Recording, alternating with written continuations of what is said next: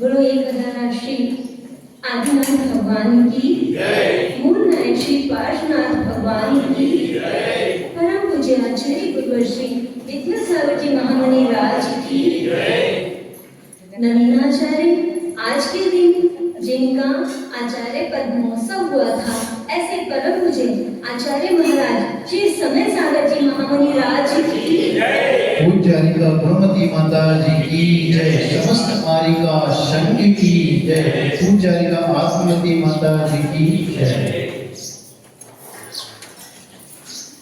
हमने शास्त्रों में जो चित्र देखे थे,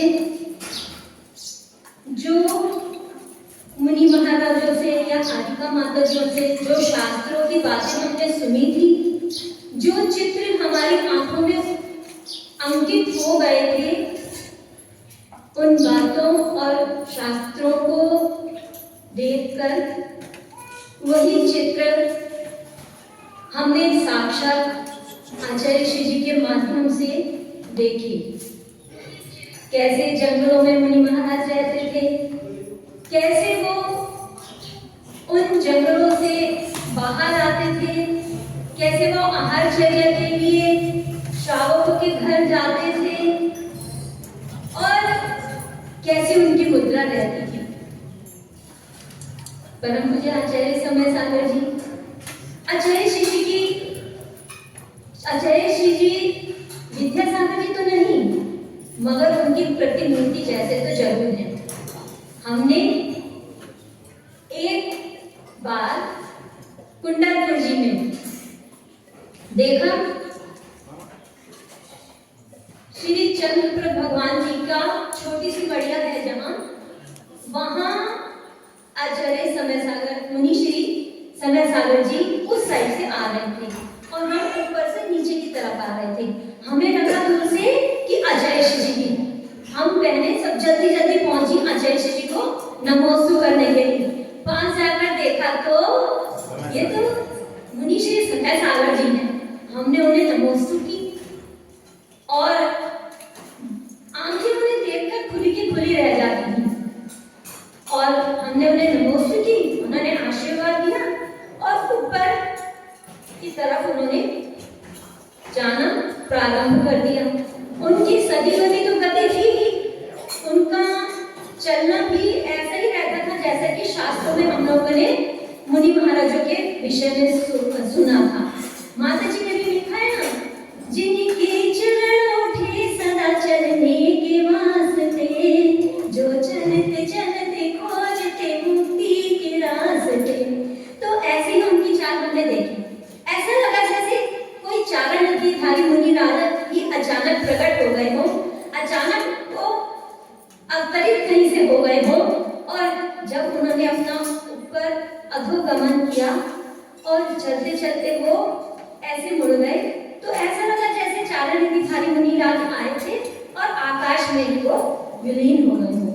और उसके बाद हमने भगवान चंद्र प्रभु जी को नमोस्तु किया और भावना भाई कि भगवान यहीं पर आचार्य श्री जी हमें दर्शन दे दे। उस समय इतना अच्छा मौसम था, काली काली बदलियां थी और कुंडलपुर तो कुंडलपुर ही है, वहां पर जाते ही तो अपने आप ही मन गदगद हो जाता है और वहां की वर्णनाएं ही ऐसी है कि मन वहां जाकर अपने आप ही विशुद्धि को प्राप्त होता है। और हमने भगवान जी को नमोस्तु की और भावना भाई कि आचार्य श्री जी भी हमें वहां मिल जाए और तुरंत आचार्य श्री जी प्रकट हो गए और दोनों मुनि महाराज दोनों ऐसी विभूतियां चारण निधिधारी जैसे हमने वहां पर दर्शन किए थे। आचार्य श्री जी की प्रतिमूर्ति और आचार्य जी उनकी गति ऐसे सदी होती थी, उनकी मुद्रा ऐसी रहती थी कि अपने आप ही मन विशुद्ध हो जाता था और अपने आप ही मन करता था कि हम भी कब इनके जैसे अपनी आत्मा के कल्याण में लगे। दिल्ली में तो हमें बहुत कम मुनि महाराज के दर्शन हो पाते थे, जब छोटे थे तो उंगली पकड़ के मां ले जाती थी और अंधेरे में जहां वो बैठ गए, जहां से वहां उठी और जहां चली वहां चली। और जब हमने अपने होश आवास में अच्छे से जो दर्शन किए वो आचार्य श्री जी के और उनके संग के किए और बहनों को भी देख करके मन में भाव उठता था कि हम भी इनके जैसे ऐसे ही बने, ऐसी चलिया चले। आरिका अकंभमती माता जी जब ब्रह्मचारिणी की दिल्ली आई और उन्हें देखकर मन में आया कि ऐसी भी कोई चलिया होती है, ऐसे भी कोई हम लोगों के लिए कोई मार्ग होता है। अभी तक तो वही बातें जो माएँ अपनी बेटियों को बचपन से शिक्षा देती है वही सुनते आए थे, मगर जब उन्हें देखा तो लगा। और हमने अपनी माता जी को भी देखा, बड़ी माता जी को हस्तिनापुर जब हम देखने गए कि आदि का संग होता कैसा है आखिर, तो हमने देखा कि माता जी एक दीदी को, ये जब दीदी थी आदि का पथ्यवती माता जी और बन गई है माता जी की कृपा से ही, वही तब दीदी थी और हमारी बड़ी माता जी उन्हें शायद यज्ञ शावकाचार्य याद करवाकर उनसे वो श्लोक सुन रही थी। तो हमने सोचा कि हम यदि घर में हैं तो हम मंदिर में किन्हीं किन्हीं दादियों के पास जाकर स्वाध्याय करना चाहते हैं। और हमारे वहाँ एक दादी जी थी, मुझे स्वाध्याय करवा रही थी तत्वार सूत्र का और उनका अचानक ही मरण हो गया। तो मैंने सोचा ऐसे तो मैं कब तक किन किन से पढ़ूंगी, इससे अच्छा तो मैं संघ में जाऊं तो माता जी लोग मुझे पढ़ाएंगे। और ऐसा पुण्य बंद हुआ उस समय कि यही माता जी हमें दीक्षा के बाद मिल गई। पहले तो हम ब्रह्मचारी थे तो आरिका अकंभमती माता जी के पास रहते थे, किंतु हमारा उस समय ना जाने किन घड़ियों में हमने भावना भाई होगी कि ऐसी माता जी हमें मिले और हमें माता जी मिली और हम मोक्ष मार्ग पर आचार्य श्री जी की कृपा से और माता जी की कृपा से अग्रसर हो सके। अब जो सिंहासन 2 महीने से रिक्त था और हम सबके ना चाहते हुए हृदय और मन और आंखें हर वक्त द्रवीभूत रहती थी।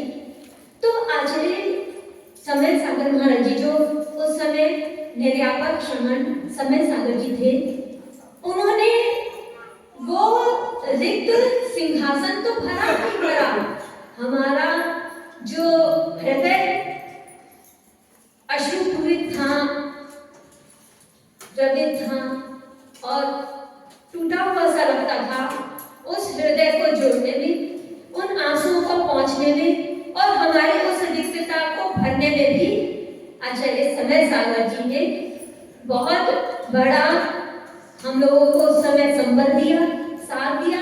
उन्होंने कहा धैर्य रखो। उनका ये मैंने पढ़ा तो था जब मैं हिंदी भाषा विज्ञान पढ़ती थी कि शब्दों में शक्ति होती है, शब्द शक्ति हमने पढ़ी थी, मगर उसका अनुभव हमने तब किया जब आचार्य महाराज ने कहा धैर्य रखो। और वो शब्द हम लोगों के लिए एक बहुत बड़ा संबल बन गया। हमने आचार्य श्री जी के स्थान पर आचार्य समय सागर जी को जब कुंडलपुर में पढ़ाते उसी स्थान पर देखा जहाँ पर आचार्य श्री जी बैठकर हम लोगों को कक्षा में कुछ ज्ञान की बातें, कुछ चारित्र की बातें, कुछ चर्या की बातें बताते थे। उसी स्थान पर हमने देखा आचार्य समय सागर जी ठीक वैसे ही के जैसे, उन्हीं जैसे चल गया। उन्होंने हमसे कहा कि तटस्थ रहो। तटस्थ रहो माने कि अपने तट पर स्थित रहो। दूसरा व्यक्ति कहाँ है, कितने गहरे पानी में है, इसको देखने के लिए जाने की आवश्यकता नहीं है, क्योंकि वो तो अपने अनुसार उस पानी में है, वो खड़ा है।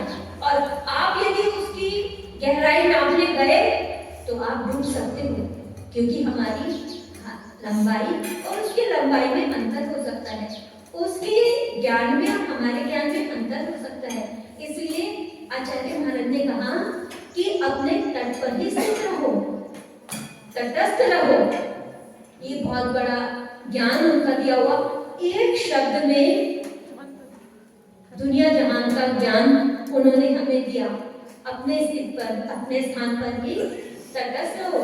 नदी के तट होते हैं और उन तट पे रहकर हम अपना जीवन सुरक्षित रख सकते हैं, ऐसा ज्ञान उन्होंने दिया। उन्होंने कहा कि अपने मुख से हमेशा ही जिनवानी की ही बातें निकलनी चाहिए।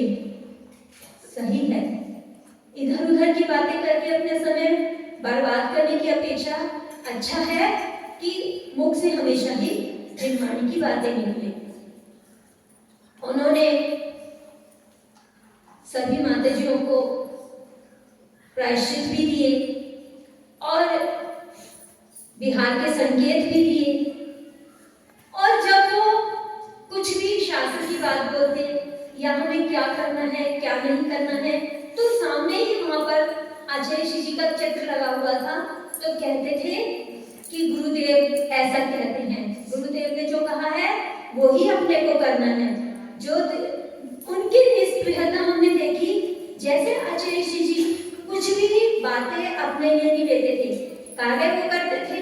हमने देखा था जब कुंडलपुर के बड़े बाबा बड़ी वेदी पर बड़े मंदिर में विराजमान हुए, तो आचार्य श्री जी ने कहा कि ये सब कार्य तो बुंदेलखंड की जनता ने किया है, ये सब तो हनुमान जैसे हैं। और जब मंदिर बनता है तो पत्थरों के साथ एक कत्तल भी लगाई जाती है, और वैसे ही ये लोग काम करते हैं, और उसका भी महत्व उतना ही रहता है जितने कि बड़े बड़े पाषाण खंडों का रहता है। ऐसे ही आचार्य समय सागर जी भी कहते हैं कि हम सब मिलकर आचार्य श्री जी की भावनाओं को पूरा करेंगे। जो जो प्रकल्प उन्होंने स्थापित किए हैं उन सबको पूरा करना हम सबका कर्तव्य है।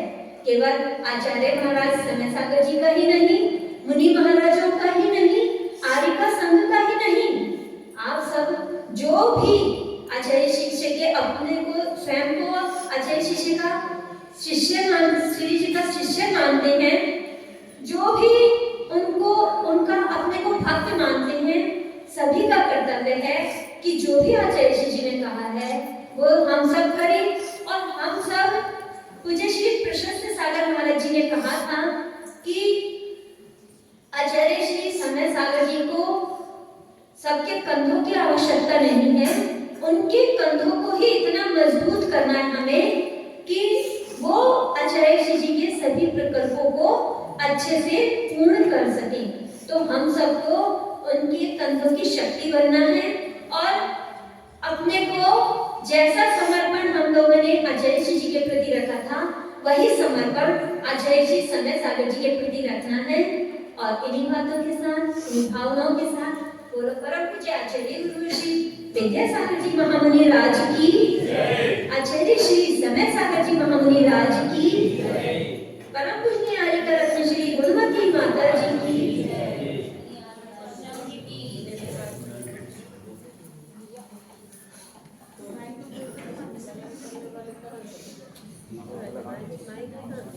आर्यिका से ध्येयवती माता जी अपने वक्तव्य को आप सभी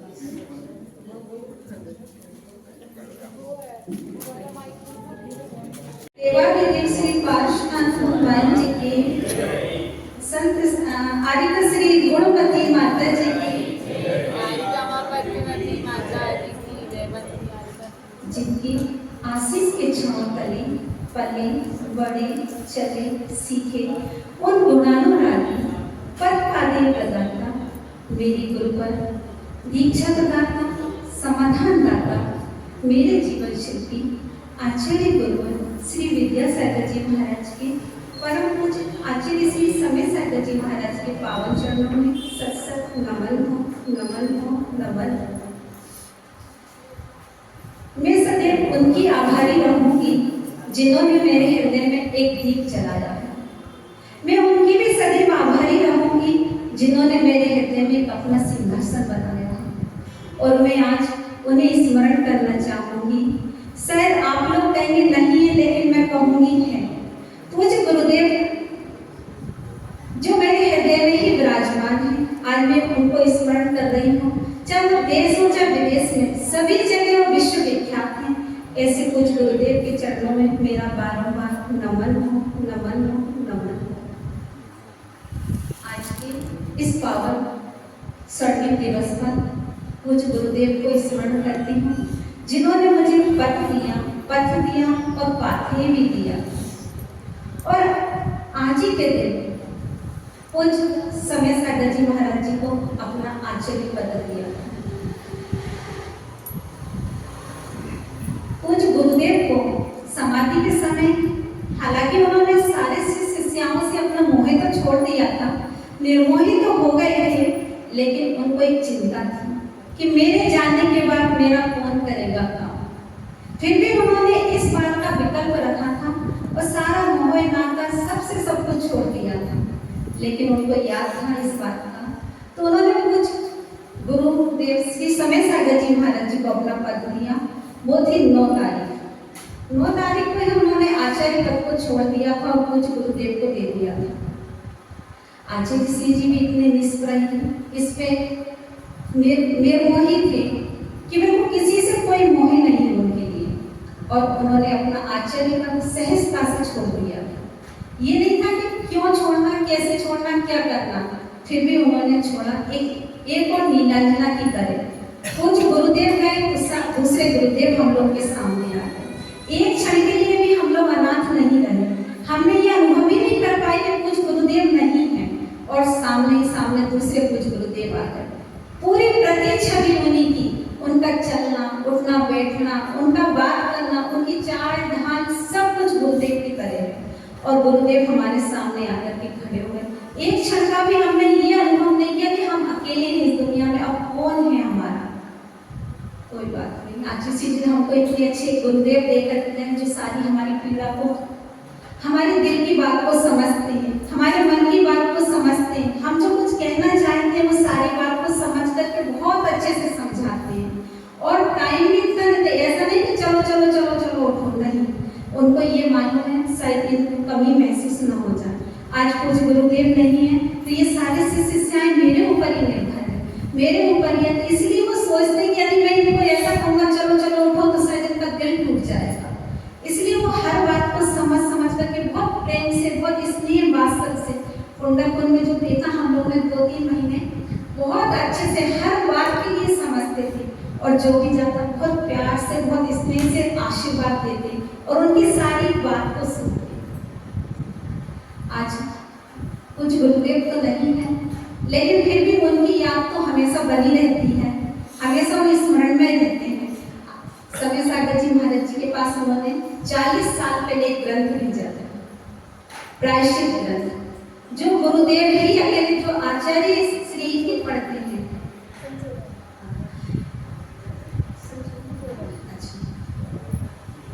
2014 में भेजा था। सिर्फ आचार्य पद जो लेते हैं उनको ही ग्रंथ पढ़ने का अधिकार रहता, लेकिन उस समय सागर जी महाराज जी ने उस ग्रंथ को पढ़ने से भी इनकार कर दिया। कहने लगे मैं नहीं, अभी नहीं मेरे लिए। उन्होंने कुछ नहीं कहा, सिर्फ कुछ गुरुदेव के पास वापस लौटा दिया। मुनि श्री संभव सागर जी महाराज जी उस ग्रंथ को लेकर के गए थे कि आपको आचार्य श्री ने पढ़ने दिए। आचार्य श्री समझ गए थे कि इन्हीं को भविष्य में आगे जाकर के आचार्य बनना है। वो सारी चीजें इनको बताते जा रहे थे कि तुम्हें आगे चल के क्या करना, कैसे रहना है, क्या। उनकी सबने चर्या तो देखी ही है। वो तो बिल्कुल नीची नजर किए रहते थे, ना क्लास में कोई प्रश्न पूछना, कुछ भी नहीं बोलना, सिर्फ न किसी से बात करना, बस आचार्य जी की क्लास को, उनके प्रवचन को मौन होकर के सुनते थे आंखें बंद करके। तो उन्होंने वही सारा आत्मसात किया था अपने दिल में, अपने मन में, और वही सारी चीजें उभर करके उनके सामने आ रही हैं। और जब मुख से निकलता है तो ऐसा लगता है कुछ गुरुदेव ही बोल रहे हैं। वो हमेशा कभी अपनी तरफ से कुछ बोलते ही नहीं, कहते ये गुरुदेव ने कहा, ये गुरुदेव कह रहे हैं, गुरुदेव ने ऐसा कहा था, ऐसे करके बोलते हैं। और अभी एक बार तो ये कह रहे थे, मैं जब यहाँ आया था तो मैं तो बिल्कुल अंगूठा छाप था, और अंगूठा छाप होने के साथ साथ मुझे ये भी नहीं मालूम था कि मुझे अंगूठा कहाँ छापना है, कहाँ क्या करना है, मैं ये भी नहीं जानता था। बस आचार्य जी पढ़ाते रहते थे, वो पढ़ते रहते थे। एक बचपन की बात है उनकी कि आचार्य जी ने भाई बहनों को पढ़ा रहे थे, तो पढ़ाते पढ़ाते उन्होंने कहा, शांतिनाथ तुम्हारा नाम तो शांतिनाथ है, तुम तो शांति के दाता हो। पास में योग सागर जी अनंतनाथ जी बैठे थे, कह रहे तुम तो अनंत के दाता हो, अनंत चतुष्टय को धारण करोगे तुम तो, और मेरा नाम विद्याधर है और मैं विद्याधर की तरह उड़ जाऊंगा, कहने लगे। तो सबने कहा आप विद्याधर की तरह कैसे उड़ जाओगे, हम भी आपके साथ चले। कहने लगे हाँ, मैं भी यही चाहता हूँ कि तुम लोग घर में ना फंसो, मेरे साथ ही आ जाओ। तो कुछ गुरुदेव जब डोंगरगढ़ पहुंचे समाधि के बाद, तो ललितपुर की जब दीक्षा नहीं हुई थी, तो ललितपुर से आचार्य जी ने जब बिहार किया, तो कुछ समय सागर जी महाराज जी ने पूछा आप कहाँ जा रहे हैं, तो उन्होंने कहा मैं जा रहा हूँ। तो मुझे क्या संकेत है, मुझे कोई संकेत दीजिए, मुझे आगे क्या करना है। तो आचार्य जी बोले मैं जा रहा हूँ, तुम पीछे पीछे आ जाना। ये शब्द थे आचार्य जी के, वो ये शब्द अपने दिल में लगाए हुए थे कि पूज्य गुरुदेव ने ये शब्द क्यों बोले मुझसे। तब वो डोंगरगढ़ पहुंचे, उनका पहला प्रवचन हुआ जैसे जाते से, तो उन्होंने यही कहा, पूज्य गुरुदेव ने मुझसे कहा था मैं जा रहा हूँ, तुम पीछे पीछे आ जाना। और मैं यहाँ आया तो मुझे क्या मिला, सिर्फ फोटो मिली मुझे देखने, गुरुदेव नहीं मिले। ऐसे ही फिर भी इतने शांत परिणामी, उन्होंने अपने आप को ऐसे संभाला, ये नहीं कि उनकी आंखों से आंसू निकलते रहे, फिर भी अपने आप को संभालते रहे और हम सभी को भी संभालते रहे। उन्होंने अपने जीवन को इतना मजबूत, इतना दृढ़ बनाया है कि ये मोक्ष मार्ग है। मोक्ष मार्ग में आना जाना लगा रहता है, लेकिन हम लोग अपने मन को इतना मजबूत नहीं बना पाते। हमें तो जिस दिन गुरुदेव की याद आती है तो आंखों से आंसू की धारा बह जाती है, लेकिन गुरुदेव ने समझाया था नहीं, ऐसा नहीं। अब इतना ही अपने शब्दों को विराम देती हूँ कुछ पंक्तियों के माध्यम से, क्योंकि माताजियों को भी सुनना है। पायल को कोई झंकार क्या देगा, फूलों को कोई श्रृंगार क्या देगा। पायल को कोई झंकार क्या देगा, फूलों को कोई श्रृंगार क्या देगा। आप तो इस धरा के एक सुंदर उपहार हो, अरे गुरुदेव आपको कोई क्या उपहार देगा, अरे गुरुदेव आपको कोई क्या उपहार देगा। निकलने वाली हर किरण दुआ दे आपको, खिलने वाला हर फूल खुशबू दे आपको। हम तो कुछ दे सकने के काबिल नहीं, देने वाला आपको हजारों हजारों वर्ष की जिंदगी दे आपको। जय बोले आचार्य भगवान श्री समय सागर जी महाराज जी की, आचार्य भगवान श्री विद्यासागर जी महाराज जी की, परम पूजारी का श्री बड़ी माता जी की। ओम नमो शिवाय, ओम नमो शिवाय। ज्ञान सिंधु से बहकर तेरी विद्या सिंधु के द्वार पर, समय सिंधु ने किया किनारा, समय सिंधु ने किया किनारा, सुधा निर्णय के द्वार पर। ज्ञान समय विद्या की पर, मुझ महल को जानो है। इस आपकी पार्श्वनाथ भगवान की जय। आचार्य श्री दुआ विद्यासागर महाराज की जय। आचार्य श्री भगवान श्री समय सागर महाराज की जय। आचार्य श्री धनमती गोमती माता की जय।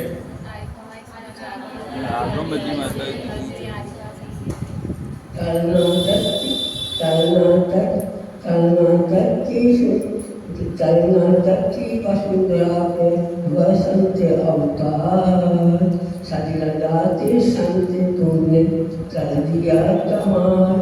पंचम काल की चली काल में हुआ धरती पर अवतार, सजलदाते सुनरी धरती पर विद्या शांति का अवतार। अतः श्री विद्यासागर महाराज की जय।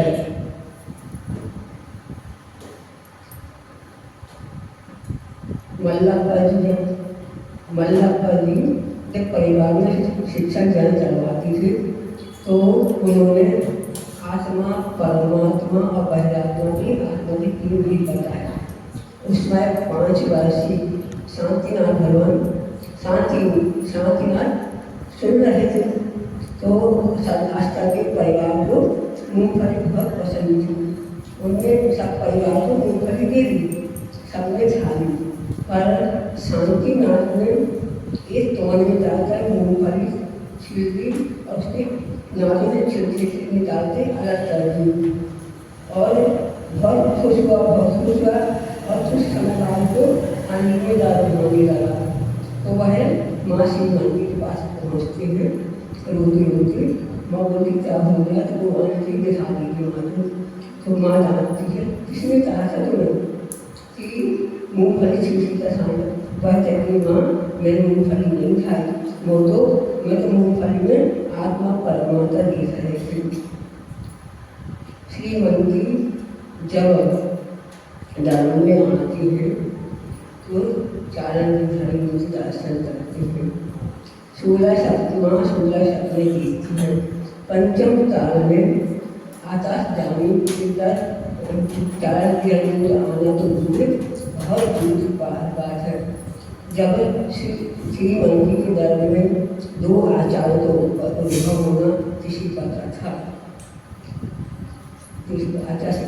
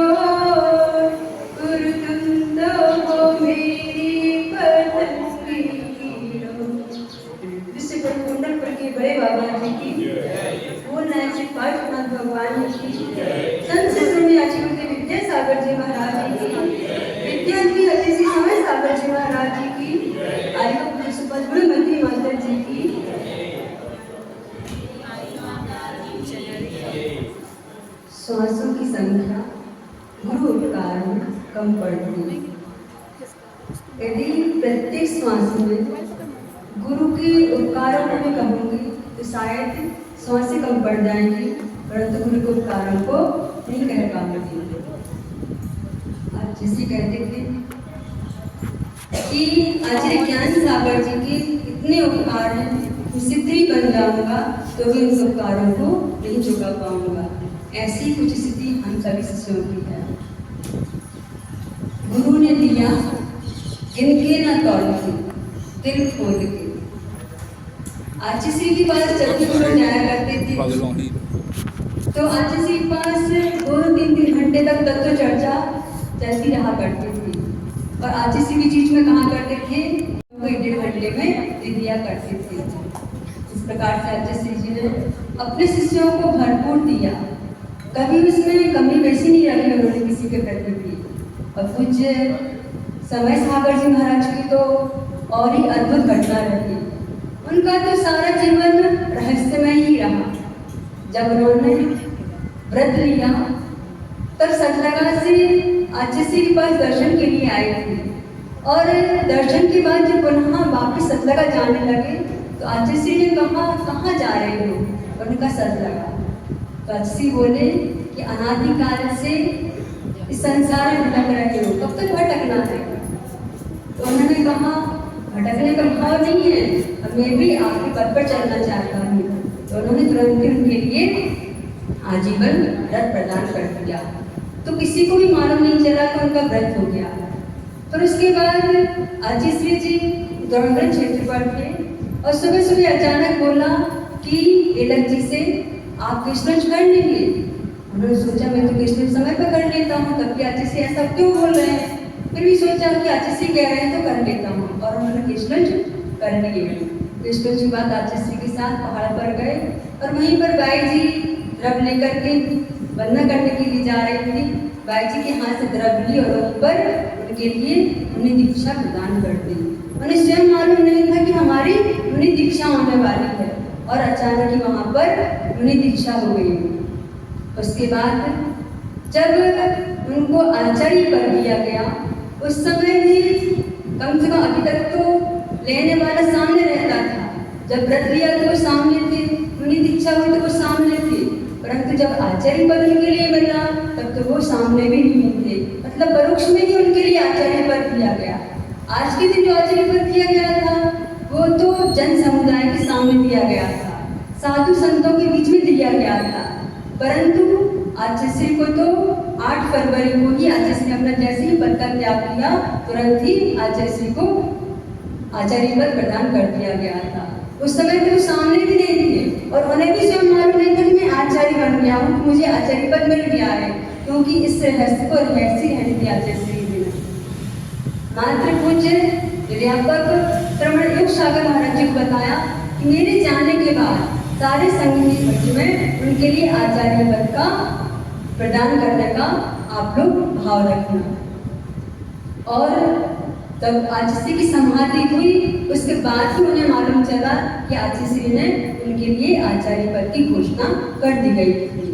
और आज के दिन हम सभी साधु संतों के बीच में और जन समुदाय के बीच में आचार्य को आचार्य पद दिया गया। आचार्य तो इतने निष्प्रही हैं, पूज्य अजीत समय सागर जी, उन्हें कभी किसी प्रकार का लोभ नहीं रहा, किसी पद का ना मत का ना किसी चीज का नहीं। वो तो बहुत निष्प्रही साधु ही साधु हैं, लेकिन उनके लिए जब आचार्य पद दिया गया, हो सकता था कि आचार्य से अपने सामने आचार्य पद देते तो उनके साथ स्वीकार नहीं करते। इस प्रकार से आचार्य पद को स्वीकार नहीं कर रहे थे, वो भी शायद स्वीकार नहीं करते। इसलिए हो सकता है आचार्य ने उस चीज को गुप्त रखा हो, या फिर ऐसा भी हो सकता है कि आचार्य पद जैसे अपना आचार्य पद त्याग करते तो जिन समुदाय को पता चल जाता कि आचार्य की अब संलिग्नता धारण कर ली है, तो आचार्य उस रहस्य को भी रहस्य में रहने देना चाहते थे, क्योंकि आचार्य को पता था कि हमारे भक्त हैं, जो हमारे शिष्य हैं, वो शायद इस चीज को स्वीकार नहीं कर पाएंगे। क्योंकि कुछ ऐसा ही हुआ था, हम लोग बड़ा मलहरा में थे, एक भाई 25-26 साल का था, हम लोग शायद प्रतिदिन शौच क्रिया के लिए जाया करता था। और जैसे ही उस दिन 17 फरवरी को 18 फरवरी को उसने मोबाइल खोला 4:30 बजे करीब, और जैसे ही मोबाइल खोला और उसमें सूचना पड़ी तो वहीं उसको अटैक आ गया। मतलब इतनी श्रद्धा थी आचार्य के प्रति लोगों की, शायद आचार्य का समाधि कोई स्वीकार ही नहीं कर पाती। इसलिए हो सकता है आचार्य ने उसको रहस्य में रहने दिया। यदि अभी मालूम चल जाएगा तो पता नहीं यहाँ पर पैर रखने के लिए जगह नहीं मिलेगी, ऐसी स्थिति बन सकती है। तो पता नहीं रहस्य में अनंत संभावना हुआ करती है, कुछ नहीं कह सकते अपन कि कैसे क्या घटना रही होगी, क्या आचार्य के मन में भाव रहा होगा। इस प्रकार से आज के दिन आचार्य को आचार्य पद दिवस दिया गया। कहने को तो बहुत कुछ है और सोचा भी था बहुत कुछ बोलेंगे, परंतु समयाभाव के कारण से, समय की अपनी सीमा होती है, इसलिए अपनी वाणी को यही विराम दे करके आगे माताजियों को सुनने का प्रयत्न करेंगे। सुनते सुनते आचार्य विद्यासागर जी महाराज जी की, आर्य शपथ गुणमती माता जी की।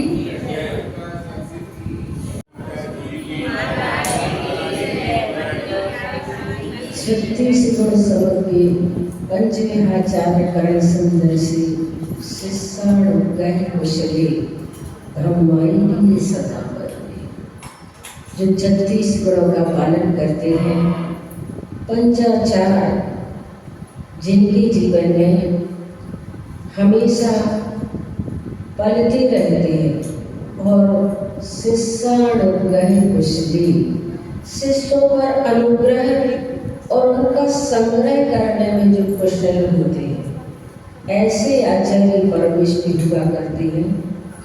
और वही पूरे गुण हमें आचार्य भगवंत श्री समय सागर महाराज जी में भी देखने को मिलते हैं। जैसा उनका नाम, जैसा पहले का नाम था शांतिनाथ और बाद में भी उनका नाम समय सागर रखा, दोनों ही नाम उनके बिल्कुल अनवर्थ नाम। मैंने पढ़ा जब छोटे थे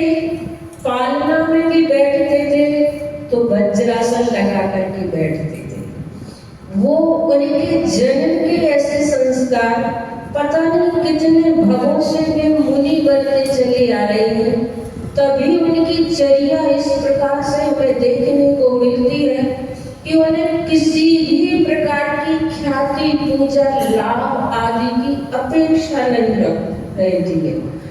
पहले भी हमने उनको इसी मुद्रा में देखा और कभी किसी से बात आदि करने को उनका बिल्कुल भी मन नहीं होता था।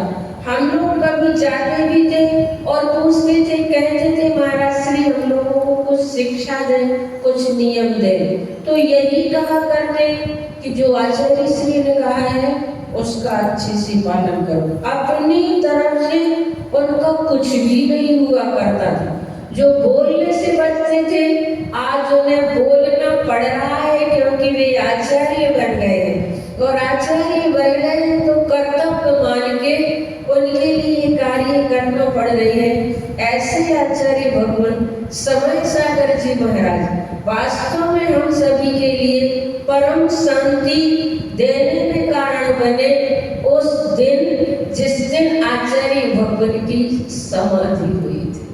हम लोग उस समय मदनपुर में थे, विहार करते हुए चले आ रहे थे। ऐसा लग रहा था कि आचार्य भगवान तो अस्वस्थ है, माता जी अगर उधर गई तो हम लोग इधर रह जाएंगे। और पूछा कि आचार्य भगवान के पास हम सभी चलेंगे, तो आचार्य श्री ने तो रोक दिया था। तो मदनपुर क्षेत्र था। आचार्य भगवान की स्वास्थ्य की कामना के लिए हम लोग वहां पर सिद्ध चक्र मंडल विधान करा रहे थे। मुश्किल से 2-3 दिन ही हुए थे और समाचार मिला कि आचार्य भगवान की समाधि हो गई। ऐसा लगा उस दिन की पता नहीं, ये सब आज हम लोगों को सुनना पड़ रहा है। ऐसा तो सोचा भी नहीं था।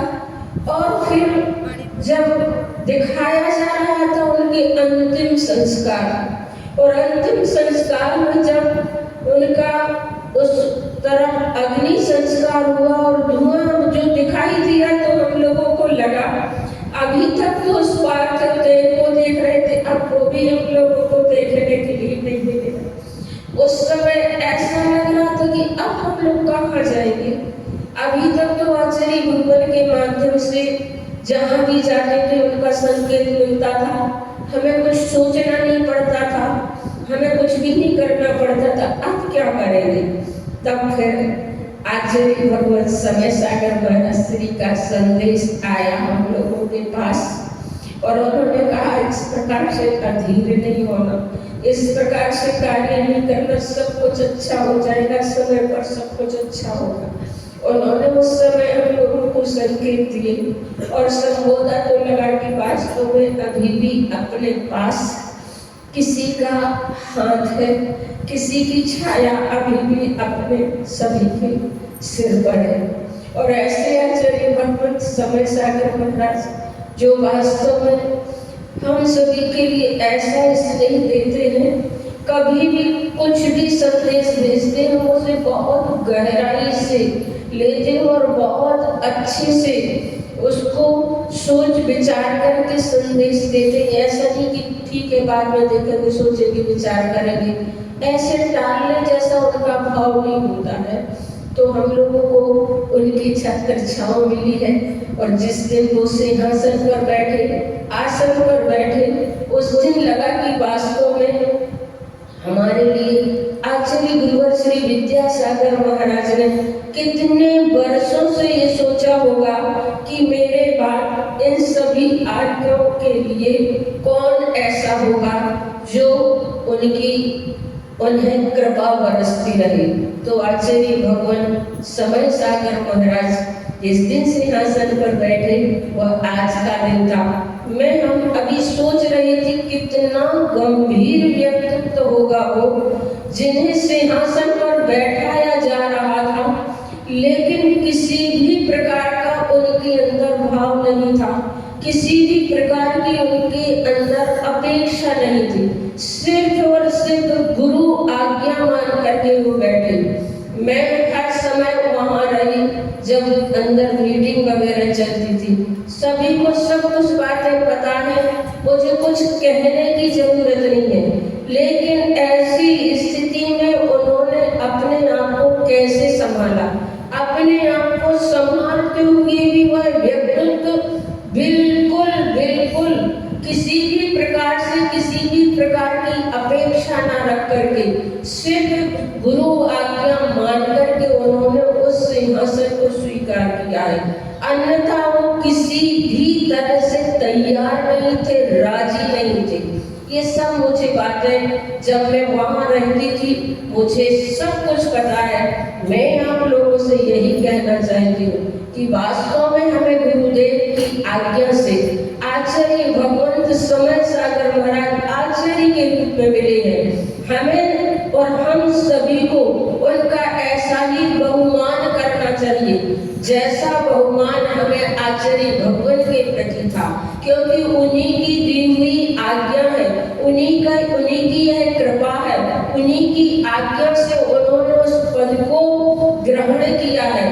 इसलिए उनके प्रति हम सभी की श्रद्धा बहुत अधिक होना चाहिए और उनके प्रति वैसे ही आस्था होना चाहिए। आचार्य भगवान कई बार अपने प्रवचन में अभी कहते हैं मेरा गुरुदेव जैसा तो पुण्य नहीं है, लेकिन फिर भी उनके जो कार्य है वह करना मेरा कर्तव्य है, इसलिए मैं कर रहा हूँ, कर्तव्य के नाते कर रहा हूँ।